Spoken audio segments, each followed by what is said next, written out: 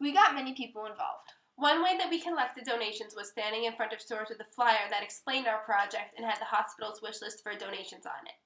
It was a little hard to get some people's attention, and some people didn't want to participate. But we continued to ask people for their time to listen to us and their donations from the store. There were a lot of kind people who used our list while they were in the store, and they bought the donations that we were asking them to donate.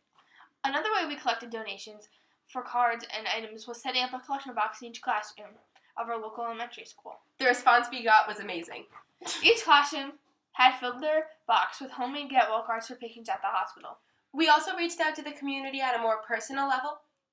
We set up a table at a local Breakfast with Frosty in the wintertime, and kids and adults from the breakfast came and made cards with us. Another time, we hosted an event in our community center where people could come in and make get well cards with us. We got the word out about this by emailing all of the Girl Scout leaders in our town. We also posted flyers and emailed the Girl Scouts, not only the leaders, the Girl Scouts as well, and we just tried to let people know about the event.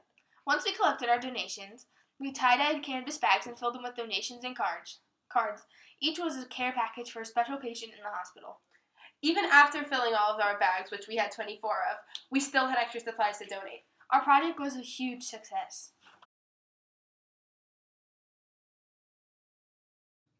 If you've ever been in a hospital, you know it can be a pretty scary place. There are a lot of doctors and big machines, and it can be really overwhelming. It also gets lonely and boring because most of the time you're inside of the hospital, you can't get out to play with your friends or with your family. Mm-hmm.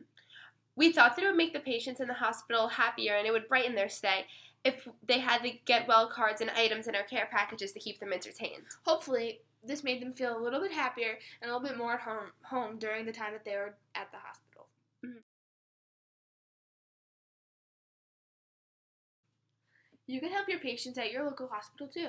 If you're old enough, you might want to look into volunteering at your local hospital. Some jobs you may be given as a volunteer include delivering items to patients and helping out with different programs that take place in the hospital. If you're too young to volunteer, or if you don't have the time for that, there are plenty of other ways to help out too. You can find out what items the hospital needs or wants, and you can get some of those items to donate to the hospital.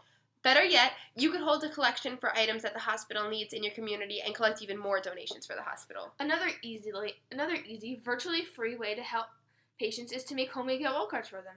You can see if your local hospital takes donations of homemade cards like ours does, and if not, there are other places that you can donate them to as well.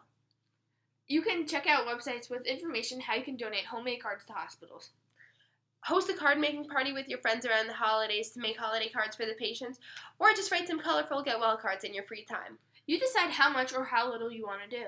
There's so many opportunities for you to make a positive impact in your community. Good luck!